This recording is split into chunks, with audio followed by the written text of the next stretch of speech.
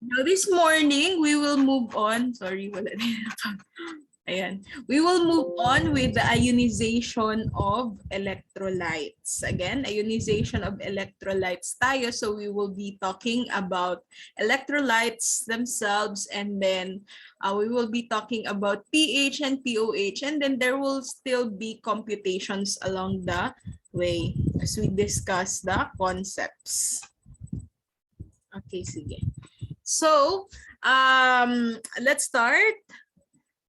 We have discussed electrolytes also, but let's have a deeper understanding of what electrolytes are really are. When you say electrolytes, diba, these are the substances that if you dissolve them in water, they will be dissociated, or they will give ions. The components will be separated into ions.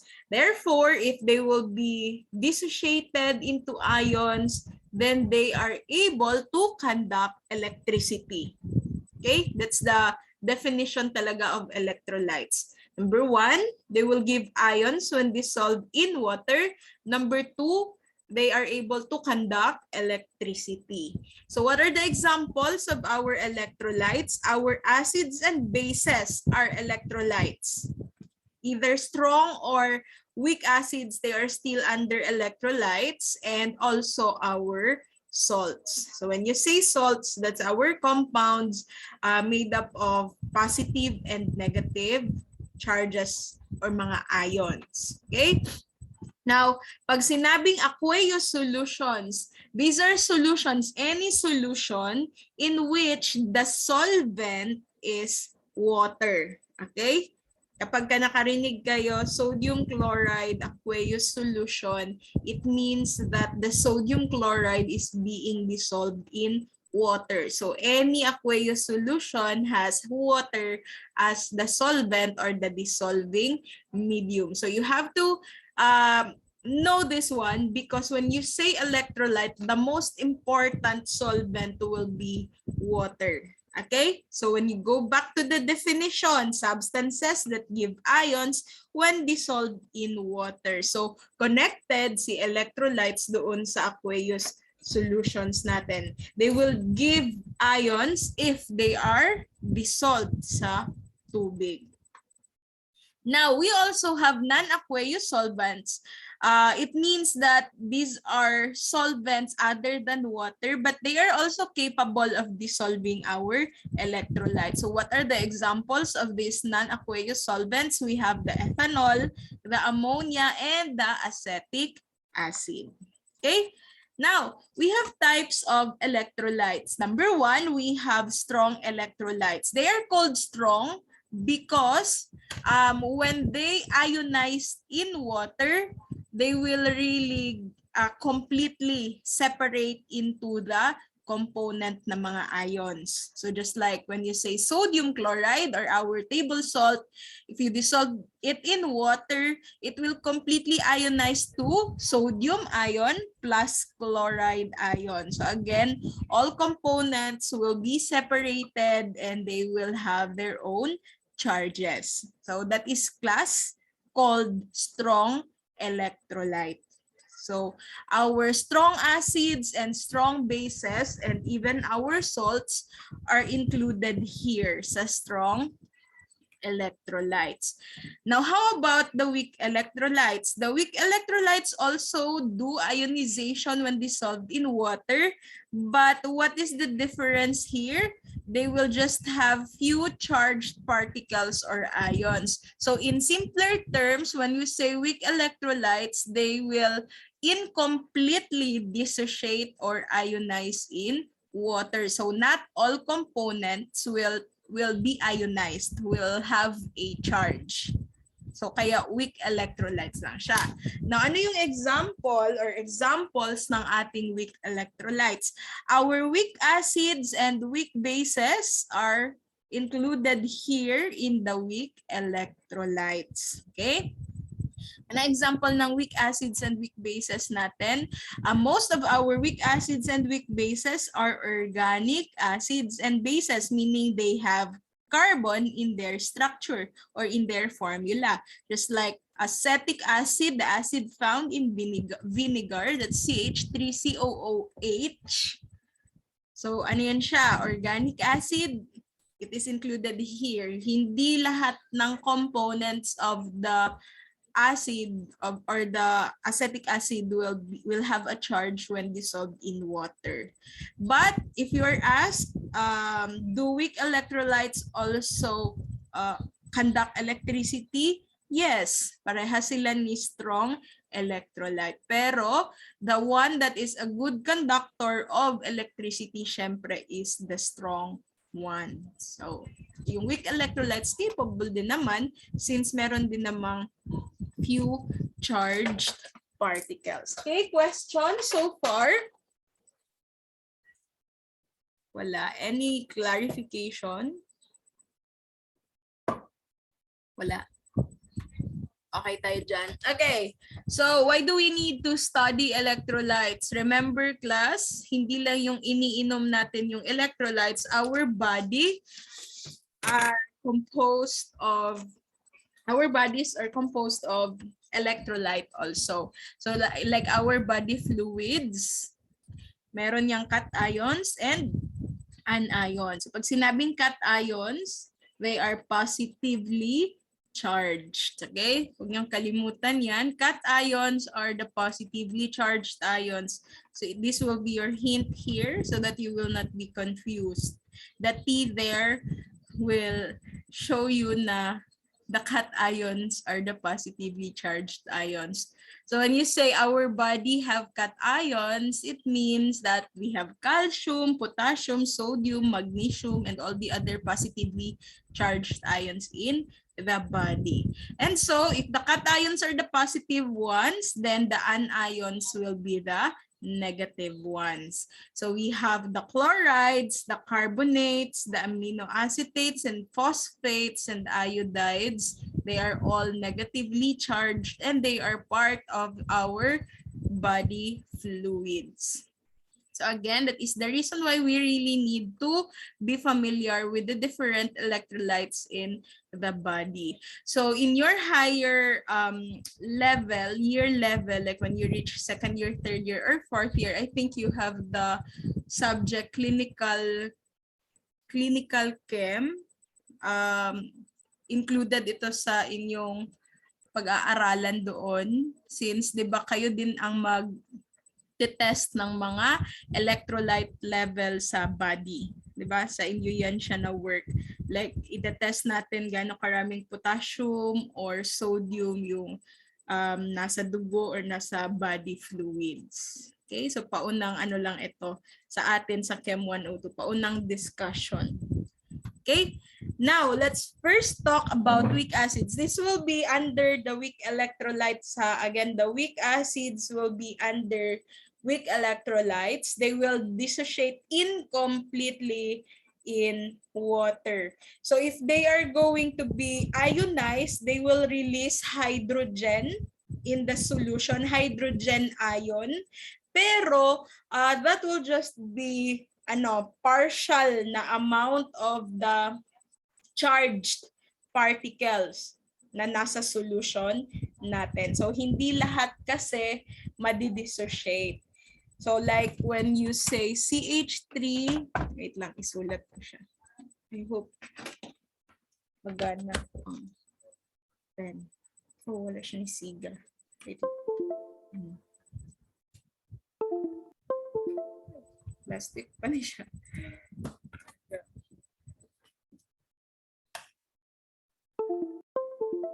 Ayan na siya. Okay. So just like our weak acid na na-mention ko kanina, this is CH3COOH class. Ano nga tawag dito? Acetic acid. Acetic acid yan ha. Pag mag-dissociate yan siya sa water, this will give us the acetate ion plus the hydrogen ion. So this one is called partial ionization. Why? Only one hydrogen will be released in the solution. Meron pa ring tatlong hydrogen na naiwan Though this one, the acetate ion, meron talaga siyang charge, pero hindi kasi complete yung pag-ionize. So not all components of the acetic acid will take on a charge. So kaya weak acid lang siya tatawagin. Hindi kagaya ng hydrochloric acid, which is class a strong acid. If you dissolve it in water, it will really completely ionize. So kung titingnan natin, all members are separated and they do have charges. Ito, pinag-isa sila daw. Meron itong charge pero hindi kasi lahat sila as in isa-isa. And even the hydrogen that makes it an acid, hindi lahat nagkaroon ng charge, hindi lahat na separate. I hope that is clear for our weak acids. Now, when you say acids, weak acids, they have higher pKa than our strong acids, which release all their hydrogen atoms when dissolved in water. So remember the Sorensen scale for our acid. Meron tayong Sorensen scale sa pH. Di ba 7 is called neutral. Below 7, from 1 to 7, ito yung mga acids natin. And then, more than 7 hanggang 14 plus, this is 14 here, ito yung mga bases, okay? Mga basic substances. So definitely yung pH ng mga acid, mababa dapat yan. So, wait lang. Ang comparison, yung weak acids, they will have higher pH. Yung mga pH nila minsan nandito na sa 4, 5, and 6. And they also have higher pKa. So later I will define what pKa is. That is also a that is also a measurement of how strong the acid is. But when you say strong acids like our or inorganic acids, hydrochloric acid, sulfuric acid, yung mga walang carbon, they will have lower pH and so they will also have lower pKa. Okay? Dagdagan natin. Meron pang isang mini-measure for our acids. pH, pKa, and Ka. So ito, baliktad. Ang hindi magkapareha dito is the Ka ha. Iba siya. Yung pH, kapag mataas ang pH, mataas din ang pKa, pero mababa ang Ka. Ka is the acid, ano na double C na? Acid dissociation constant. Acid dissociation constant. That's the meaning of the Ka. So mababa siya for the weak acid since hindi nga siya nag-dissociate completely. Now, strong acids have lower pH, lower pKa, but mataas yung Ka nila. Mataas yung acid dissociation constant kasi completely mag-a-ionize sila sa water. Okay? Please take note of that. What is the pH of our stomach? Ano kaya pH ng stomach natin? Ano meron sa stomach natin?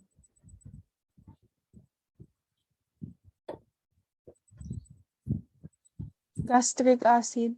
Okay, gastric acid. Yes, may acid. Anong klaseng acid yon?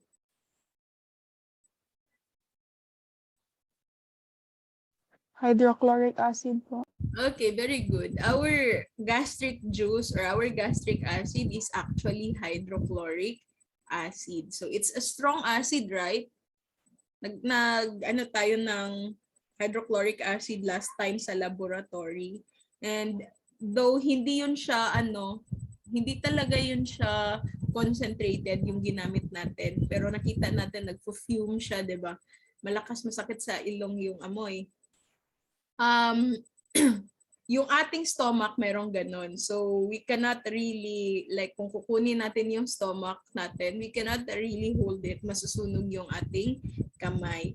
Yung ating stomach class, most of the time, the pH will be 2. That's how strong the acid is in our stomach. So again, ang pH niya nasa 2 siya. Kapag sumobra yung amount ng acid natin in the stomach, that is when we experience hyperacidity. So bumababa siya even up to 1 yung pH niyan. Especially when you do not eat, there will be lots of hydrochloric acid in the stomach, or you eat like acidic foods, not just acidic foods, oily foods can also trigger release of hydrochloric acids, lots of acid in our stomach. Okay? Yeah, let me clear the writing sa screen and let's define some terminologies. We have here dissociation. When you say, kanina ko pa kasi siya ginagamit na word, dissociation. When you say dissociation, that's the separation of an electrolyte into ions of opposite charges. So yung example ng electrolytes natin, di ba, acid, like hydrochloric acid. If mag-dissociate ito, this will be separated into ions na opposite yung charge. So just like hydrogen, that's positively charged, and chloride, that's negatively charged. So that is also true for our salts like sodium chloride. If this one dissociates in water, it will undergo dissociation. This will be sodium, that is positively charged, and chloride is negatively charged. So opposite charges, and take note of this word, there is separation. We call that dissociation. Okay? Sige. You can ask question anytime, ha? You just send your questions sa chat. Sometimes dissociation class is called ionization. So do not be confused. When I use the word dissociation, that is the same with ionization, meaning there will still be separation of ions na opposite ang charges. Okay? Now, let's talk about the Ka. Ka means the acid dissociation constant. So this one is, syempre, from the word constant. Constant ito for specific acids that we have.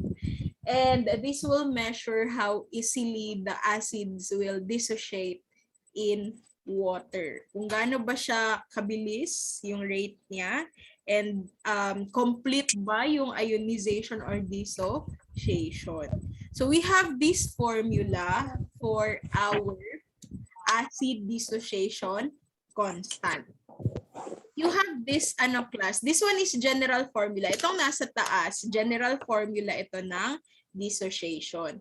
HA lang yung ating yung ating symbol for acid. Since acid class, according to Arrhenius theory, meron siyang hydrogen. So HA is your acid, and when it dissociates, it will give us ion. So we have here the hydrogen, which is positively charged, and another ion that is negatively charged. Ito yung general equation natin. Okay? General equation for the dissociation of our acid. Now, what will be the formula for our acid dissociation constant? This one is our formula. Ka, or the acid dissociation constant, is equal to itong bracket. Pag nakakita kayo ng bracket in our formula, that means concentration. Okay? Any unit, it can be normality, molarity, molality, as long as it is concentration. So, ito, concentration of the hydrogen ion times, this is multiplication, times the concentration of the negatively charged ion divided by the concentration of the acid mismo. Okay, HA plus is the acid. So like when you have hydrochloric acid, diba, if this dissociates in water, it will give us hydrogen ion plus the chloride ion. Now, if you want to compute for the acid dissociation constant of hydrochloric acid, all you need to do is to first multiply the concentration of the hydrogen ion being released in water sa concentration ni chloride, and then we will divide it sa concentration of the original hydrochloric acid nung hindi pa siya nag-dissociate. Okay? Wala pang numbers dyan, formula pa lang yan. Tandaan lang natin, hydrogen ion sa taas multiply sa negatively charged ion divided by the concentration of the hydrochloric acid. So again, any concentration yan, any unit ng concentration. Molarity, molality, normality, pwede siya dyan. Okay? So that is how we compute for the acid dissociation constant. So the acid dissociation constant class is different kung different nga substance, and different din siya, nakadepende din siya sa concentration. Kaya hindi natin siya maiisa, hindi natin i-memorize yung acid dissociation constants ng lahat ng acid. So another example, my example a while ago is hydrochloric acid. It's a strong acid. Now, how about for a weaker one? We have here carbonic acid. When we had our face-to-face laboratory experiment last time, this one is like si hydrochloric acid is part of the equation, right? Kaya dinagdag natin yun kay sodium bicarb. And isang product nun is si carbonic acid. But if you have an aqueous carbonic acid, kasi yung carbonic acid last time nag-evaporate yon, ang naiwan doon sa beaker niya, di ba, asin na lang yon, sodium chloride. So this time, aqueous solution si carbonic acid, that's H2CO3.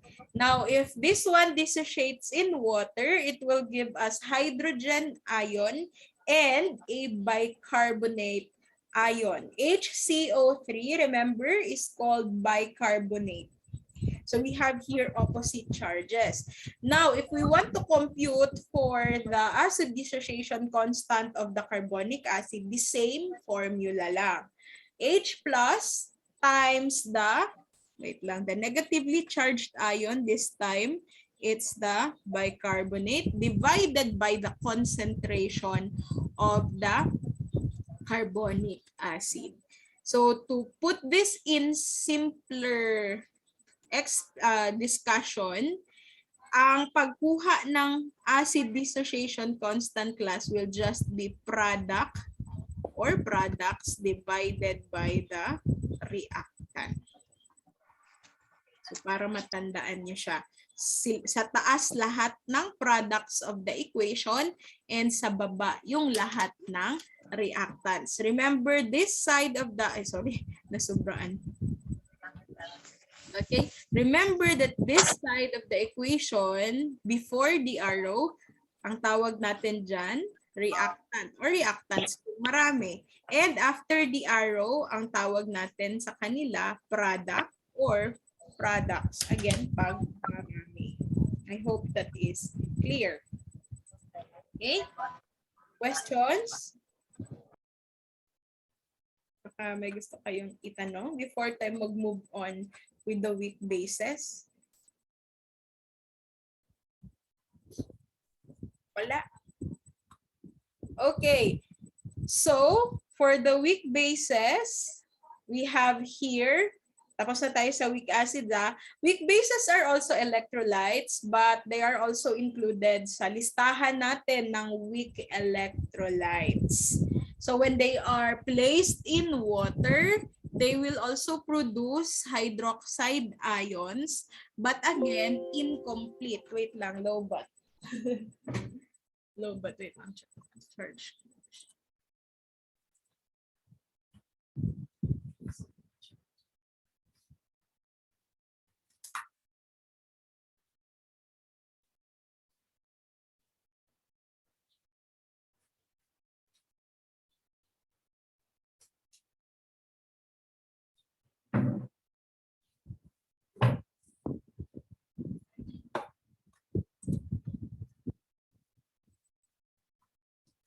Okay.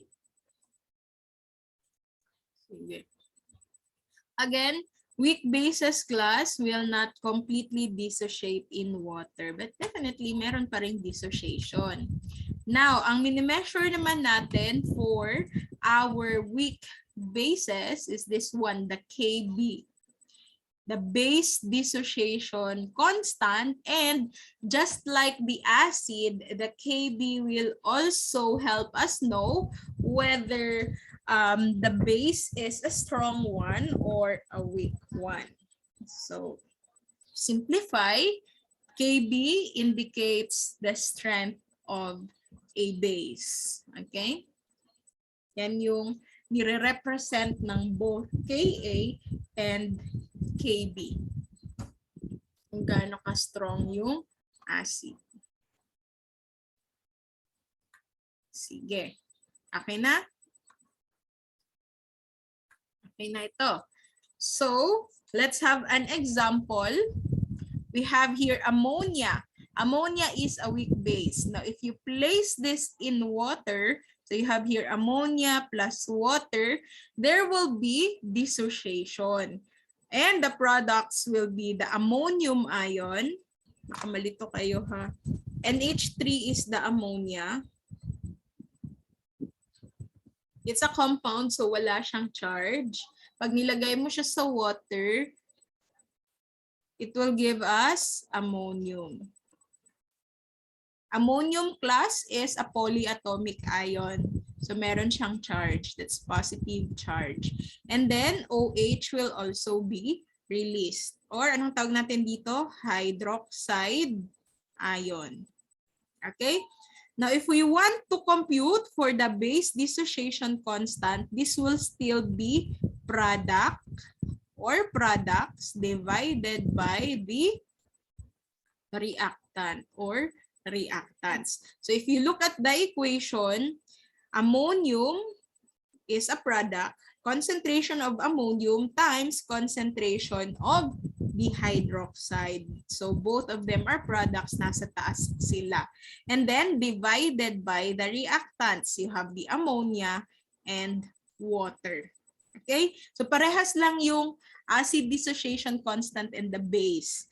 Products or the concentration of the product or the products divided by the concentration of the reactant or reactants. Depende siya sa equation. Kung dalawa or tatlo ang products mo class, tatlo din yung imumultiply mo dito. Okay?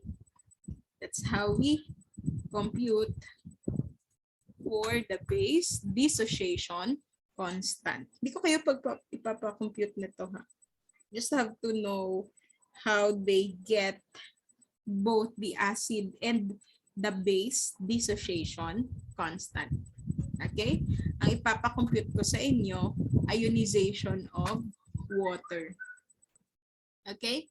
Let's talk about water. Water is our universal solvent, and water is also an electrolyte. Okay? So, water can also be ionized and magkakaroon siya ng charges. Therefore, water can also conduct electricity. Okay? Pwede din siyang mag-conduct ng electricity. Okay. So again, water is an electrolyte class. It can conduct electricity to a measurable extent. But take note of this, that water is called amphoteric substance. Again, water is called amphoteric substance. Anong ibig sabihin ng amphoteric? Amphoteric means it can be an acid or a base. Meron talaga tayong substance na pwede siyang acid, pwede din siyang base. And one example of that is water. So remember, water is not a salt. Hindi natin siya maka-classify as salt, but hindi din natin siya totally maka-classify as an acid or a base. Therefore, we call water as amphoteric substance. Pwede siyang acid, pwede siyang base. Therefore, pwede siya mag-react sa acid, pwede din siya mag-react sa base class. And magkakaroon siya ng like special na equation for this kasi magkakaroon tayo ng certain anions and cations na magfo-form ng tinatawag na conjugate acid or conjugate base. I will give you examples of that later. But ito yung pinaka-importante nyong i-remember. Water is an amphoteric substance. I'll give you a copy of the slides later. I actually forgot to make a recycle bin, a submission bin of the assignment. Busy kay ko. After our face-to-face class, wala na ko kabalog na unsa na ang world. Ano ko, sobra ka busy. Okay. I'm doing kasi my dissertation for my PhD. So pare-parehas tayong estudyante ngayon. Estudyante sad ko, labad ka kung ulo. Actually karon labad ka kung ulo. Kanang magpulaw ka with all the thesis sa kalibutan, plus work, plus the research office. Since again, I think I told you I'm handling the research office sa doctors. So lahat ng research, even the senior high, dadaan yun sa akin. Dagdagan kayo kung basahon, makalipong. Daghan pa akong tsekanan, ano kasabot sa kalibutan. Yan, nag-chat mo kagahapon. I think si Cristo nag-chat kagahapon. Tama ba? Na about sa submission din. Ano ko sa iya, nakalimot jud ko. Nya, I actually planned to make a submission bin last night niya. Labad, medyo akong ulo. Wala akong open og laptop. Ako, ugma na lang. Para isa na ang pag-open sa laptop. So I hope everyone has already submitted the assignment. We will check that tomorrow before the quiz. Okay?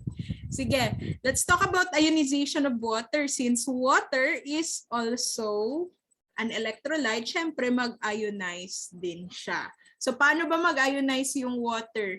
This involves transfer of proton from one molecule to another molecule. So ang water magre-react sa kanyang kapwa water molecule. Okay? And what will be the products? We have here hydroxide ion and hydronium ion. I think meron itong equation sa next, pero if you're copying, so later na lang. So again, we have here water molecule reacting with another molecule. This is how water class ionize. Ano daw yung magiging products? Itong isang hydrogen class ng isang water molecule will be transferred to this one. Okay? So what happened? Pag nabawasan yan siya ng hydrogen, ito na dagdagan ng hydrogen, the products will be this one. Okay? Ang naiwan dito, OH na lang. So ito, ang tawag ng H3O+. H3O na siya kasi diba transfer yung isang hydrogen. Ang tawag dito ay hydronium ion. Ito, syempre, we know this. This is hydroxide ions. So this is how our water class dissociates. Mag-ionize siya. And that is the reason why water is capable of conducting electricity. Pero kanina siya magre-react sa kapwa water molecule. Kapwa water molecule niya yun. Okay.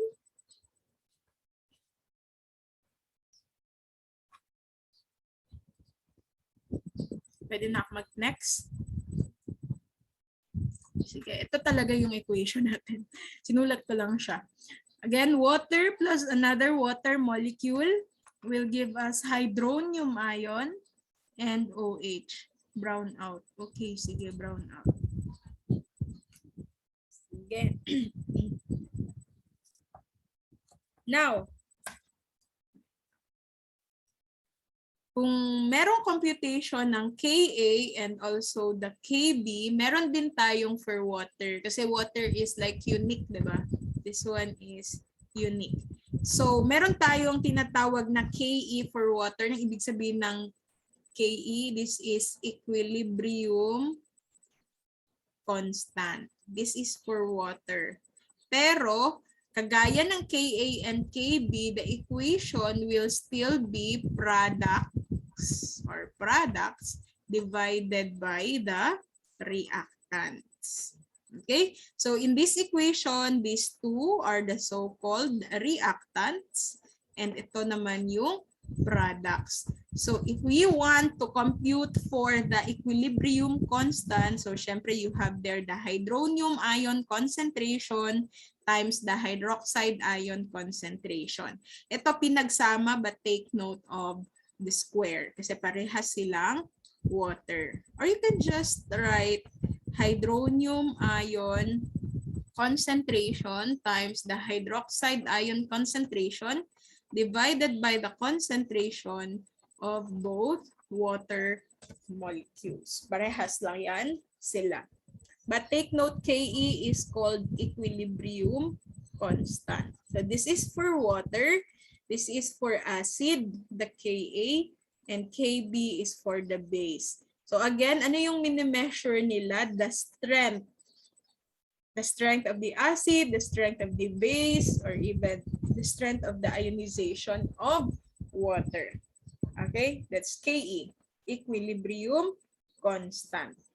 Okay, now for water, we don't actually always compute for the equilibrium constant and we simplify it as Kw. Ano ibig sabihin ng Kw? This is the water. This is the real water ionization constant. Nga naman na. Wrong spelling, wrong. Ionization constant. So Kw ang tawag natin and hindi na natin kinukuha, anong nawala dito? Hindi na natin sinasama si reactants. So again, Kw is just hydronium ion concentration times the hydroxide ion concentration.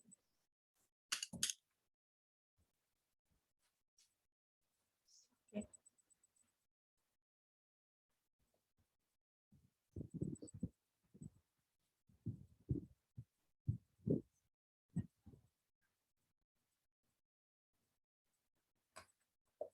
Okay na?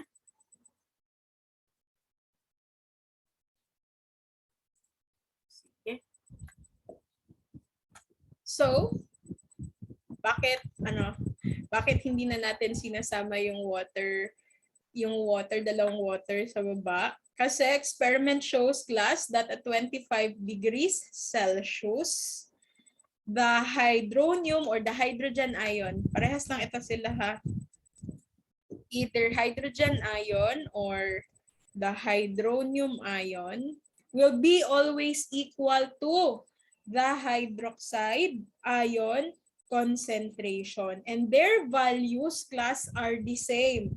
1.0 times 10 raised to the power of -7 molar. Remember, capital letter M is a unit of concentration. That's molar. So yung Kw natin, class, 'di ba? H3O plus times OH negative. Ito yung pag-compute natin ng Kw. Now sabi at 25 degrees Celsius, si hydronium ion concentration will be 1.0 times 10 raised to the power of -7. Tapos si hydroxide ion will also be 1.0 times 10 raised to the power of -7. So my if we God. multiply this, try multiplying it with your calculators there, you will get a kW of 1.0 times 10 raised to the power of -14. So water, again, water at 25 degrees Celsius will have a kW of this one. 1.0 times 10 raised to the power of -14. Actually, dyan kinuha yung Sorensen scale natin sa pH na 1 to 14. So, dito yan siya sa exponent ng water.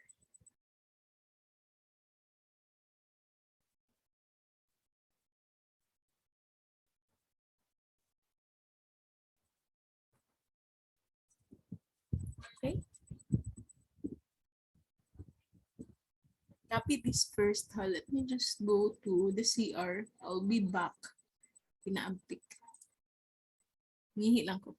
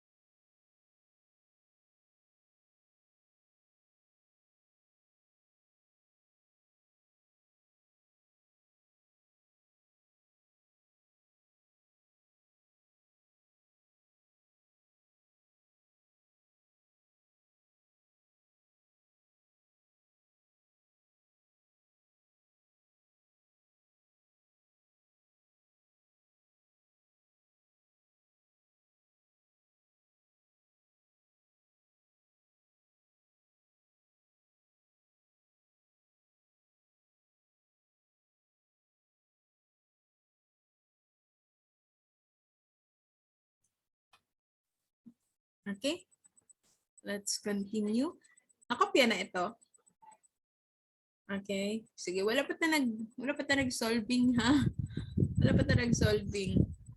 Ano lang siya?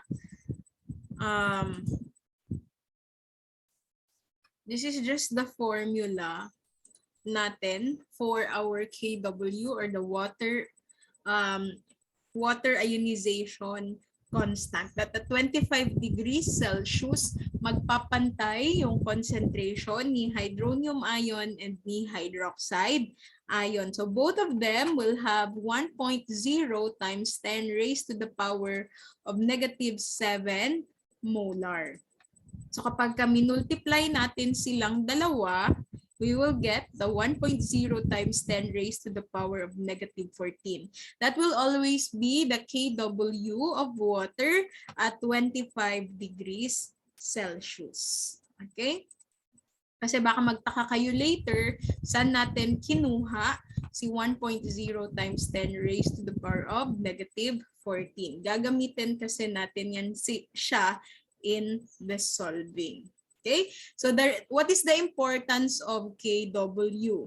Again, at 25 degrees Celsius, there will always be equal amount of both hydronium ions and hydroxide ions. It will always be 1.0 times 10 raised to the power of -7, and that the KW of water will always be 1.0 times 10 raised to the power of -14. Now, in cases like there will be changes in the hydronium ion or the hydroxide ion concentration, mag-change lang sila. Pwedeng mag-change, hindi na magiging 1.0 times 10 raised to the power of -7. Pwedeng tumaas, pwedeng bumaba yung both hydronium and yung OH, pero take note that the KW will always be the same. 1.0 times 10 raised to the power of -14. Later when we have our computation, you will recognize this one. Ang ibig sabihin ko na it's always 1.0 times 10 raised to the power of -14. Okay? Sige. Next. So kapag mag-compute na tayo, class, yung hydrogen ion dyan, pwedeng hydronium ion, yan ha, parehas lang sila. So yung neutral solution kasi, meron tayo tinatawag na neutral, di ba? Yung pH niya ay 7. Pag sinabing neutral solution, yung concentration of the hydrogen or yung hydronium ion is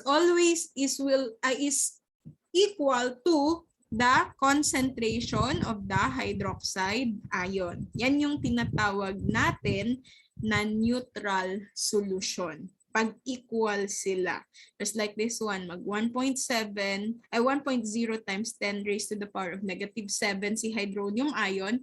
Si hydroxide ion din is magiging 1.0 times 10 raised to the power of -7. So concentrations yan nila.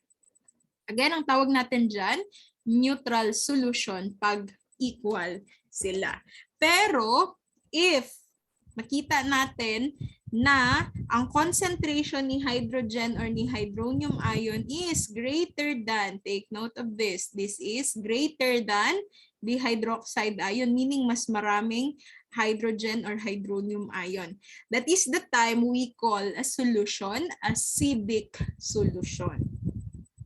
Okay, pag mas marami si hydrogen.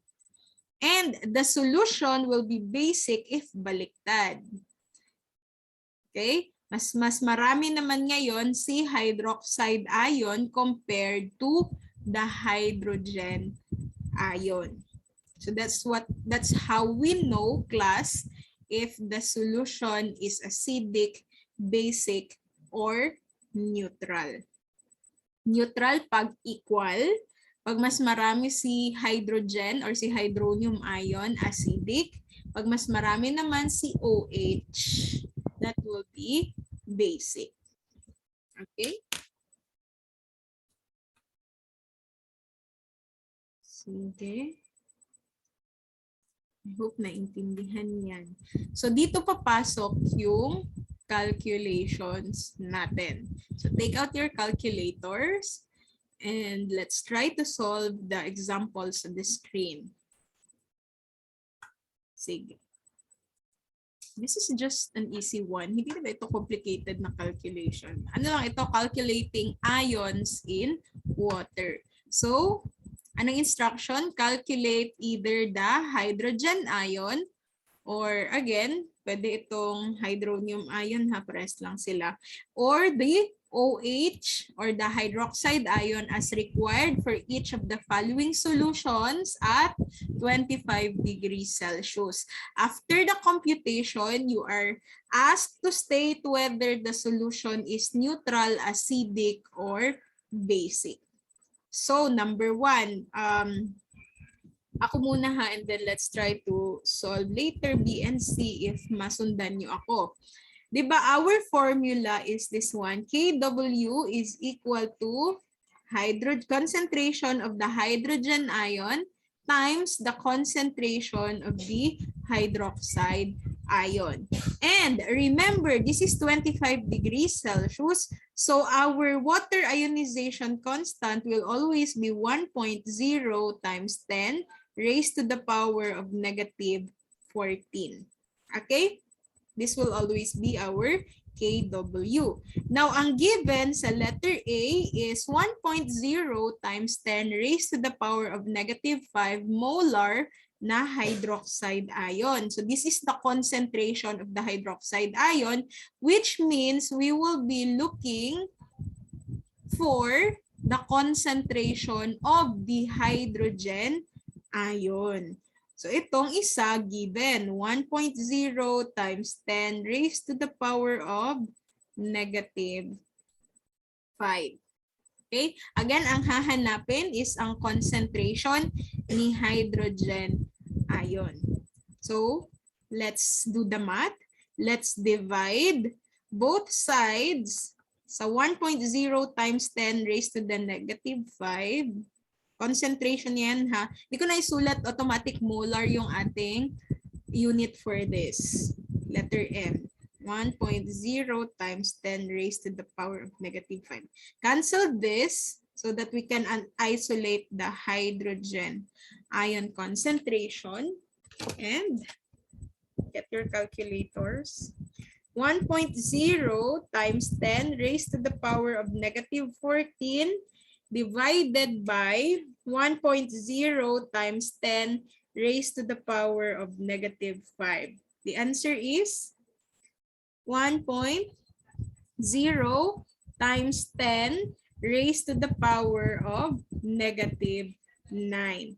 So, if the concentration of the OH is 1.0 times 10 raised to the power of negative 5, the concentration naman of the hydrogen ion is 1.0 times 10 raised to the power of negative 9. That's how we compute for the concentration of the hydrogen if the OH is given. Okay, I hope nasundan yun. Division lang naman ito. Pero, anong sunod? State whether the solution is neutral, acidic, or basic. So, ilista natin. The OH is 1.0 times 10 raised to the power of negative 5. Yung hydrogen naman is 1.0 times 10 raised to the power of negative 9. Saan sa kanila ang mas mataas ang value? Ang H or ang OH? OH. OH. Ang OH. Sige. Okay? So, mas mataas ang value ni OH, which means, ganito, OH is greater than H. Anong ibig sabihin pag mas mataas si OH? Acidic, basic, or neutral? Basic po. Basic. Okay, so for number 1, our answer here is basic. This is the concentration of the H plus, but since the OH is like larger than the H plus, then this will be basic. Okay? Mas mataas ang value nito ha, kesa sa dito. Huwag kayong tumingin sa like kung negative kasi ang exponent, the larger the exponent ha, the larger the exponent sa negative, mas mababa yung kanyang value. Okay? So kagaya sa kanila, ayan, negative 9 yung isa. Mas mababa ang value ng negative 9 kaysa sa negative 5. Pag negative ha, ang exponent. Kaya yung answer natin dyan, basic.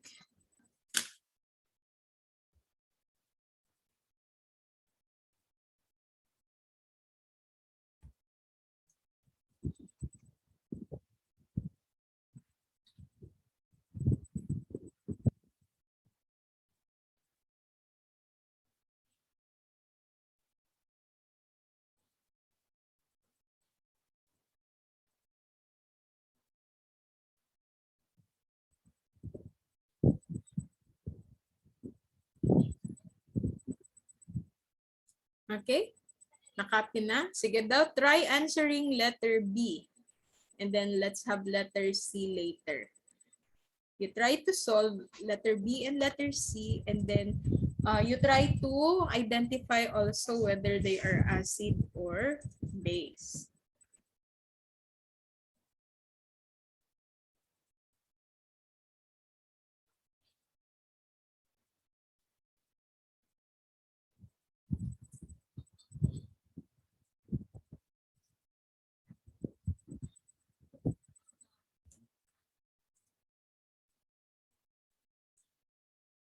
Yeah, I'll wait for the others. Letter B muna, letter B.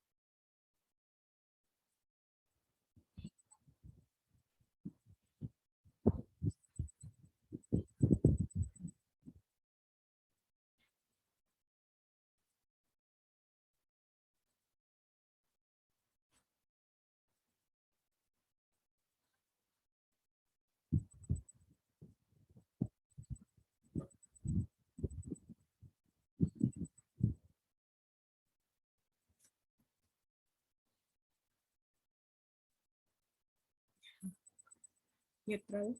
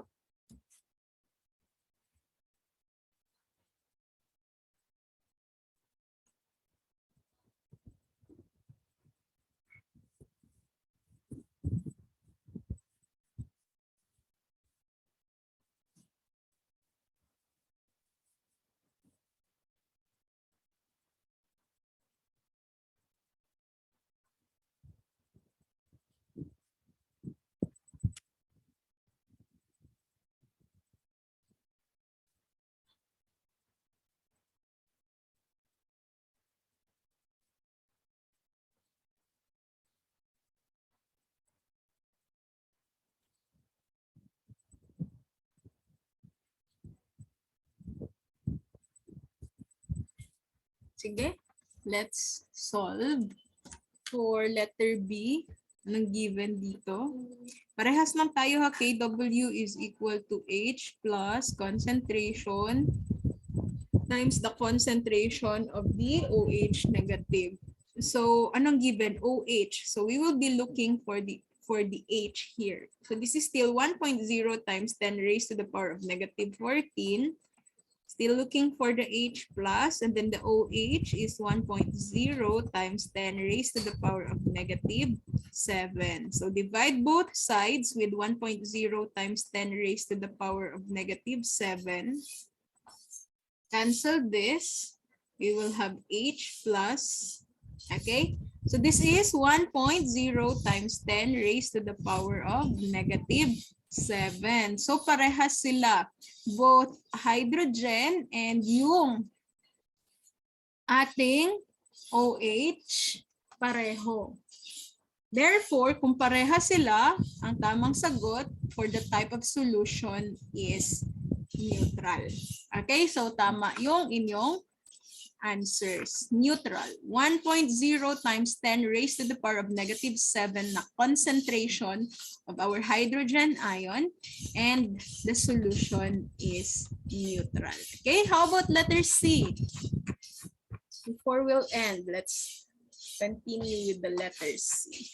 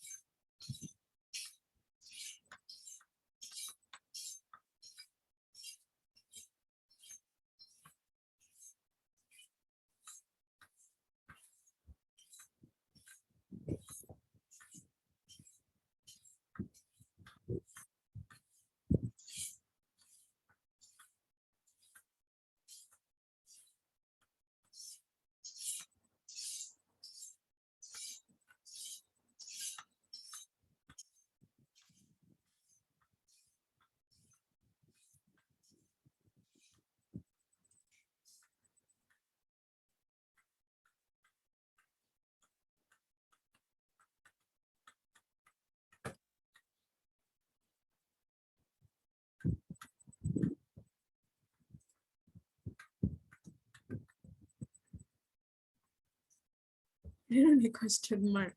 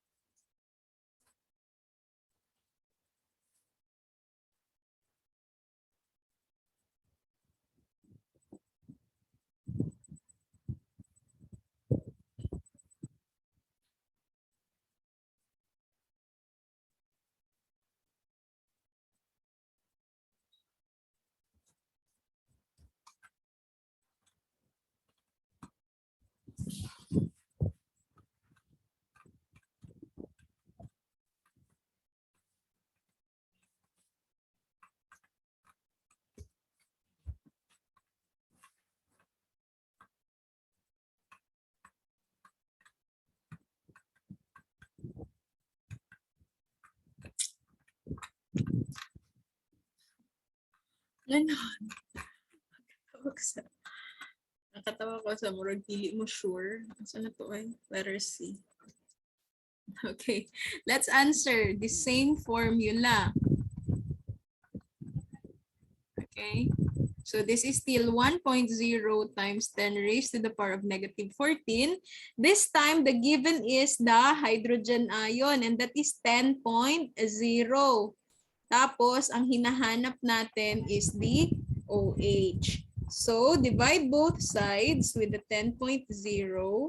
Cancel this. Our hydroxide ion concentration is 1.0 times 10 raised to the power of negative 14 divided by 10.0 is 1.0 times 10 raised to the power of negative 15. So yung answer. Now, H plus is 10.0 and then OH negative is 1.0 times 10 raised to the power of negative 15. Class, kahit pabalik na rin yung world, this one is 1.0 times 10 raised to the power of negative 15. Meaning yan, that is 0.000. We have 14 ka 0, 2, 4, 6, 8, 9, 10, 11, 12, 13, 14, and 1. Ito yung ibig sabihin ng scientific notation na 1.0 times 10 raised to the power of negative 15, right? So masyado yung maliit compared sa 10. So talagang malaking greater than itong ating H plus kesa sa OH. Therefore, yung ating solution here is acidic. Okay? Acidic dapat. Ito. Okay, questions?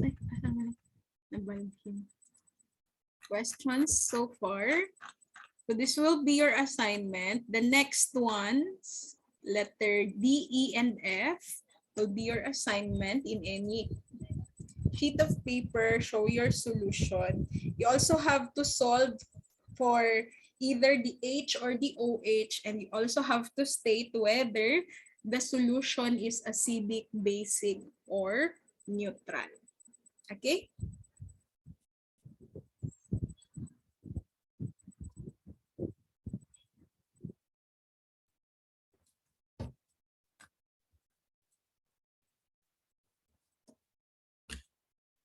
Sige, copy niyo muna.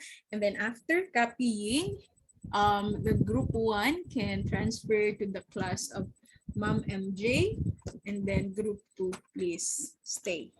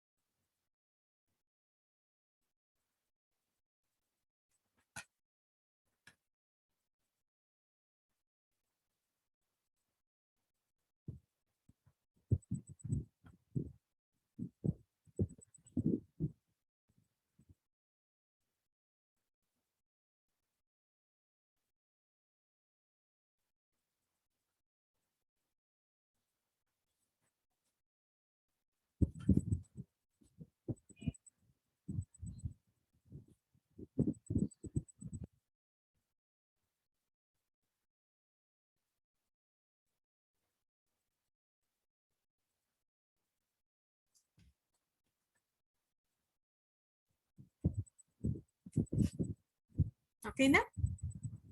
Sige. Okay na yan.